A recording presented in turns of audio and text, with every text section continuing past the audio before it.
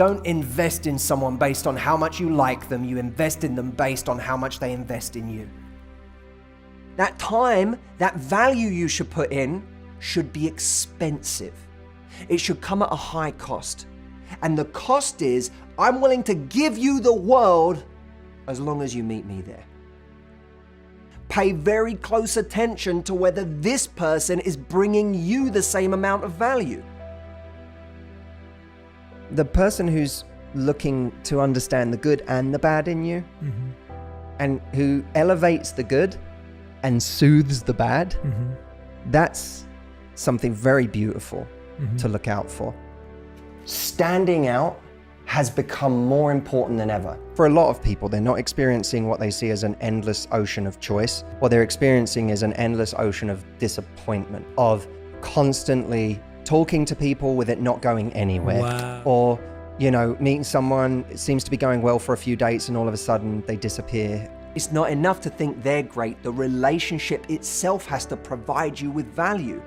Because if you're with someone who's massively impressive, but the relationship itself does not bring you value, does not bring you joy, then you're in a world of suffering and pain, no matter how wonderful the person you're with is. And your reality isn't determined by how impressive they are, but how beautiful the ecosystem of the relationship is. That's what's going to determine your emotional reality, and your emotional reality is going to determine your happiness. Great relationships are an accumulation of little efforts over time.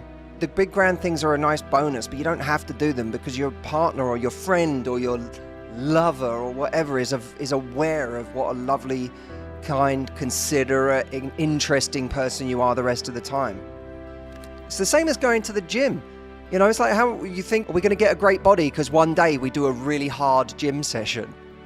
No, it's just every day. Do the reps. Do the reps in your relationship.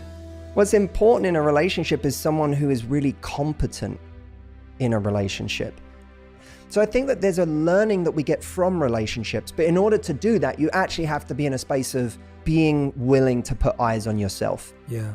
And in a constant student mindset, which most of us are not. You know, we do go into relationships, a lot of us, thinking we know it all. We learned it all from our last relationship. It's a cliche, but there's always another level. There are so many levels to life, and it fascinates me. Great relationships should help heal past wounds in some way, because it's two people who make each other feel safe, feel loved. But what we can't do is blame someone for not being able to handle our weapons.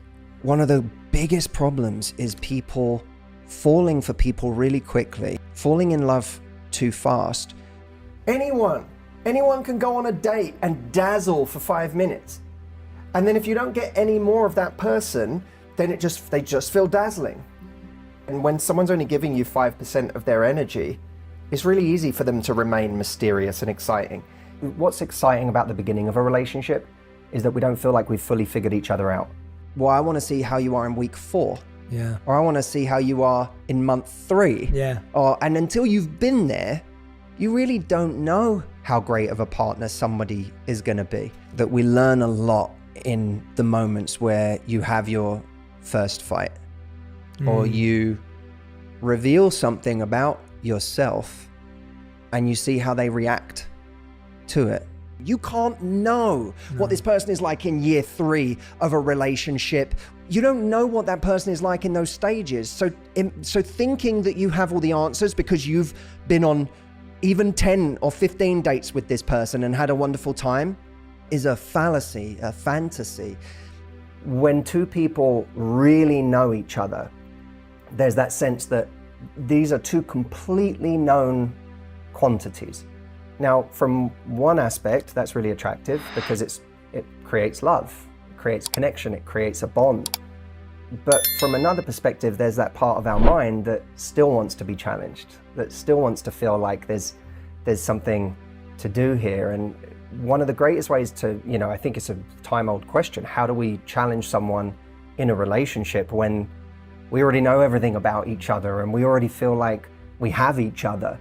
Could be reading a new book so that you have a different conversation to bring today.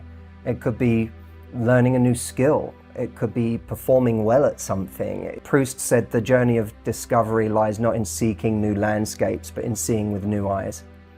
So many people expect their partner to be a mind reader. Yes. And they're not.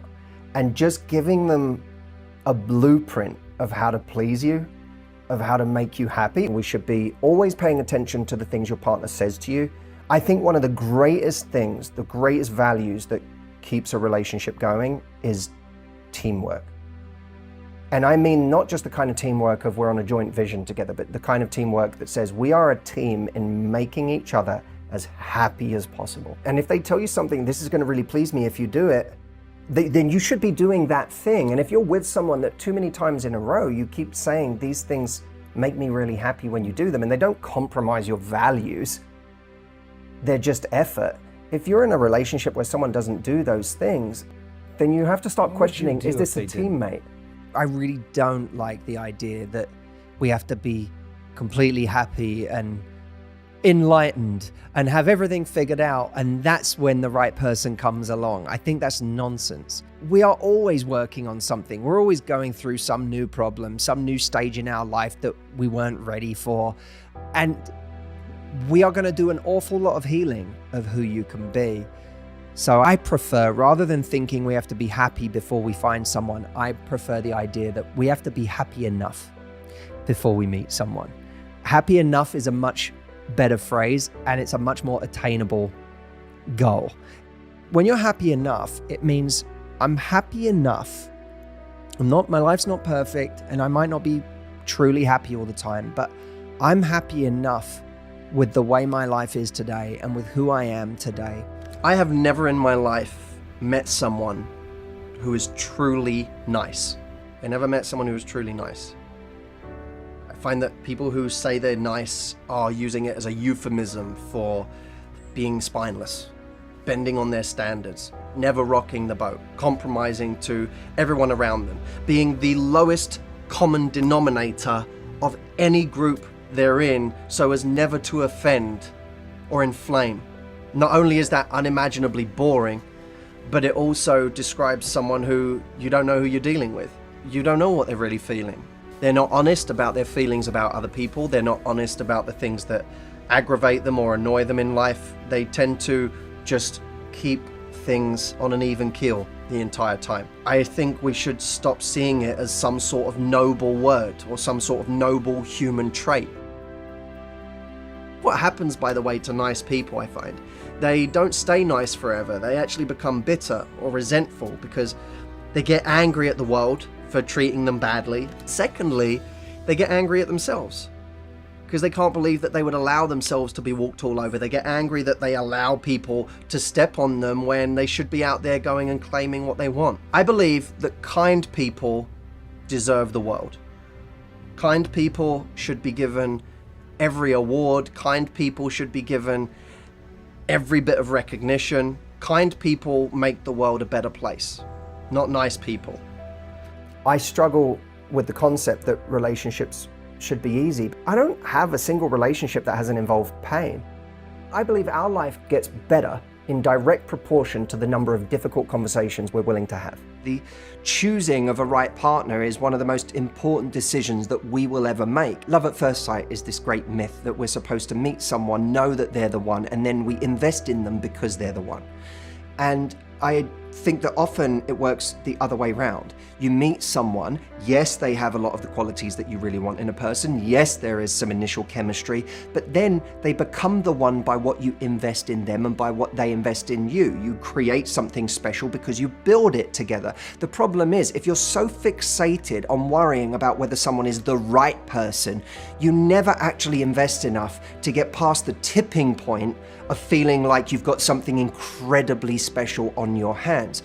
The goal of any relationship shouldn't be that the other person lives up to this pedestal that we've put them on. The goal should be a real connection with who that person really is. My challenge to you, and I want to take up this challenge myself as well, because it's not easy. When someone does something that doesn't fit with your exact version of them, again, ask yourself that question. Do I want a relationship with my idea of them, or do I want a relationship with the them that actually exists. This one is going to create much more depth. Slight changes in mindset essentially change our entire lives. Every ounce of our success and the opportunities we get can be determined by millimeter shifts in the difference in our mindset.